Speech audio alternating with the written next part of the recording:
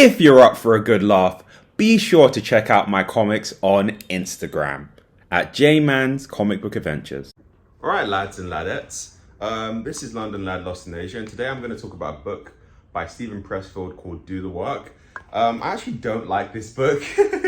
It's a short book and I don't like it. A lot of it's just a bunch of jargon and I don't like it. I've listened to The War of Art in an audio book form before, and I really did enjoy that book, but I've never read it. I've actually got the two books here. These are like next on my reading list, Turning Pro and The War of Art. But I've read through all of this.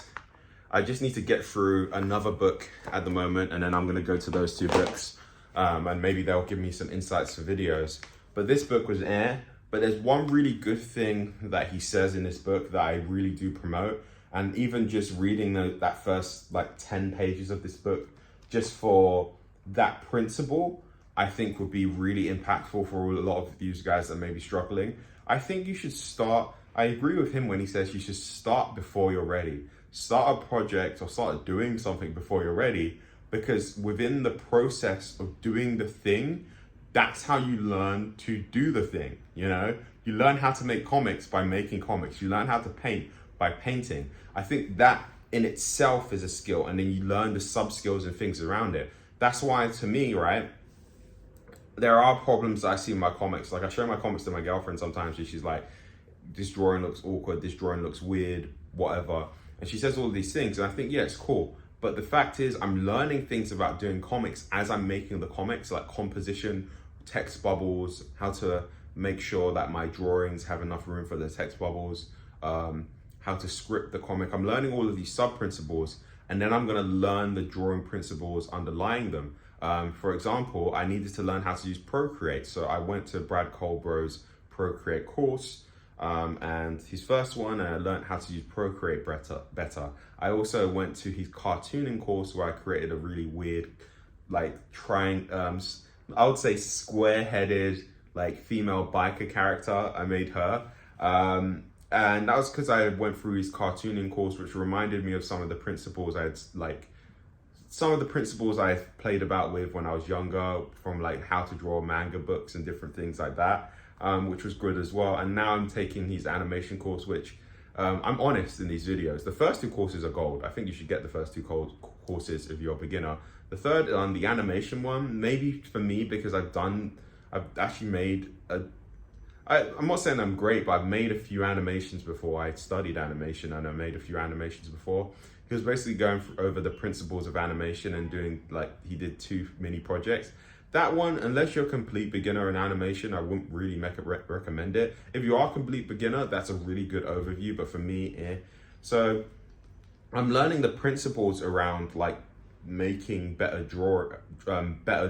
making my drawing skills better through those courses, and then I'm going to go into Drawbox after the animation course. So I've set some of my time aside to get better, but I'm also just doing the work of doing the comics.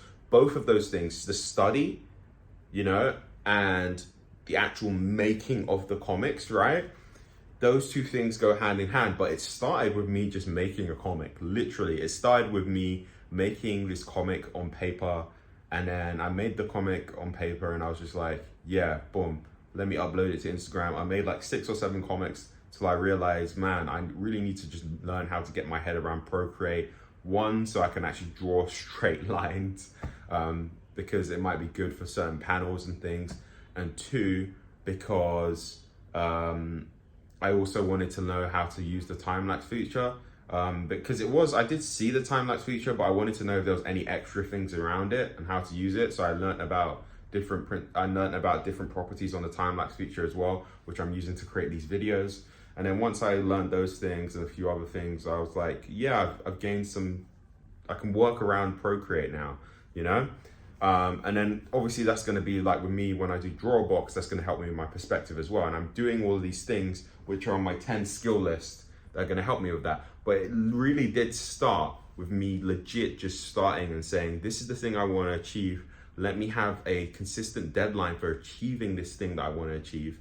And through the practice of making these comics, especially because, again, the first 6 months of this sort of challenge I've given myself this year is make a comic once every week for the first month, and then twice every week for the second month, all the way up until the seventh month, where it's make a comic every single day. And on that seventh month, I'm going to carry on that challenge for another 5 months, you know, and that's the whole challenge, you know. Just trying to make as many comics as I can. And by then, I probably would have made around about 250 comics. And from 250 comics, I probably would have gotten a lot significantly better than I was at the start. And I reckon if I just like tried to overthink it and I'd been like, I need to learn this and learn that, I wouldn't have produced as many things. And even some of the comics that aren't technically great, don't have all of the technical things there, they can still provide value and like entertainment and laughs to my audience, because I've had some people like message me about my comics and say, oh, they're quite interesting, they're quite funny, even as they are. So I've had a couple of people at least. So even that in itself, by just doing the thing, just starting even before I was ready, even before I knew how to use Procreate, actually even before I got the iPad, I literally just said, I knew I needed a new drawing instrument, because I had the big XP Pen tablet, right? But I wanted to draw on the go. So I was like, I'm gonna have that tablet for when I do other bigger projects, like animation projects later on. But I needed something on the go, even as I was making that first comic. But I was just like, let me make the first comic, and then all of the rest of the stuff will go. I literally made that first comic, I bought an iPad, and then I winged it from there.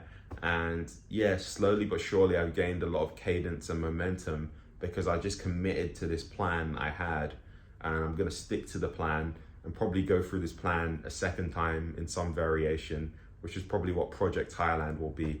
But yeah, it just all started from me starting before I'm ready. And like, I think in this video, I'm just gonna say to you, like, if there's some artistic pursuit that you wanna do, like make a movie, make a song, just start now. You know, you don't need to learn the technicalities of the thing first. You need to actually do it. And because you can't anticipate the problems that you're gonna get when you're making the thing.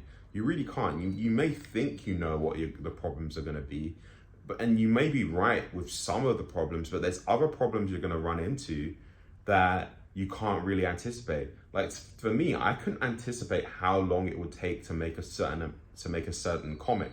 Now that I've made like around 30 comics, I have a rough idea before I even make a comic how long it may take to make. Because like one of them, and sometimes you learn this through pain. Like I had an argument with my girlfriend one time because she was like, yeah, I want to go out somewhere. We went to a swimming pool and she wanted to interact with me while I was at the swimming pool. But I made this 5-page comic, and now I know that a 5-page comic won't take 2 hours, even if it doesn't have a lot of detail. It's going to take more than 2 hours. And I ended up drawing while I was at the pool. She ended up leaving because she was pissed off, and it was weird because it was a friend's birthday party and I was sitting there drawing, and it was like, I didn't know how long it would take to make a comic because I hadn't made enough comics. But now I can kind of estimate, when I thumbnail out the idea, this may take this amount of time, so I'm going to schedule out this amount of time.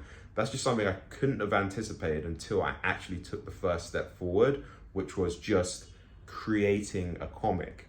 And then from there, and through like putting out enough comics, I have through like experience, basically, through experience, it guides me, you know, I have more knowledge on what to do. And I think that's the thing. It's like experience and mileage is like an art fundamental in itself. Just the amount of hours you put into drawing, you know, it's just one of the fundamentals itself. As you have more experience, you're gonna do more, you're gonna be better, you know, or you're gonna know how to go about things in a more time efficient way, you know. So yeah, start before you're ready. I'm gonna turn to one of the pages and see. Even though, like I said, I'm not the biggest fan of this book, but there's some things that are great. Yeah, like he says, start before you're ready. Don't prepare, begin. Remember, our enemy is not lack of preparation. It's not the difficulty of the project or the state of the marketplace or the emptiness of our bank account. The enemy is resistance.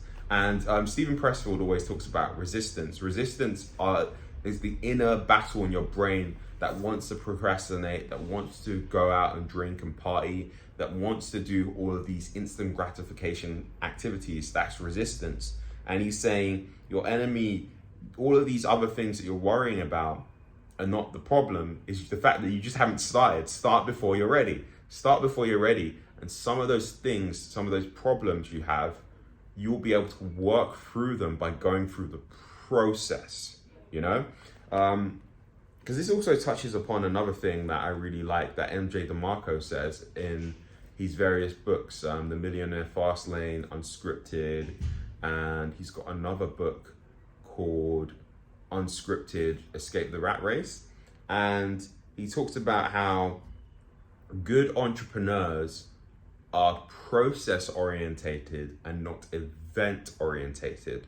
I feel as though the person that doesn't do their project because they feel they're not ready is event orientated in a way, because they're waiting for this event for them to feel like they have enough skill to do something, instead of going through the process of learning these things while they like are doing it, you know? So like, be process orientated. Like becoming better at something isn't an event. It isn't the one time you sit down for 4 hours. It's the event of every single day for 30 minutes for a year. I'm gonna do figure drawings, and then after the year you're like, wow, I've actually come a long way. I'm still not Glenn Keane, but I can do a competent amount. Like I can work my way around a figure drawing to where people might be like, that's a nice drawing. It's that process. So be process orientated. Forget about if the first thing you create isn't great. Nobody really cares. It might be great, but chances are it probably won't be. And then you can move on from there, and eventually you look back on it, and then people will be like, oh, this stuff back then was crap, but they look at your new stuff and they're like, oh, it's pretty good. Or they might become fanboys. Your new stuff's so good that they're such big fanboys and fangirls of it that they even look at your old stuff and think it's great, because anything you do is fantastic. People are like that too. But yeah, that's just my opinions on this. I hope you enjoyed this video. I actually enjoyed making it. Made me think through a few things. But this has been London Lad Lost in Asia, and I really don't know how to end this video.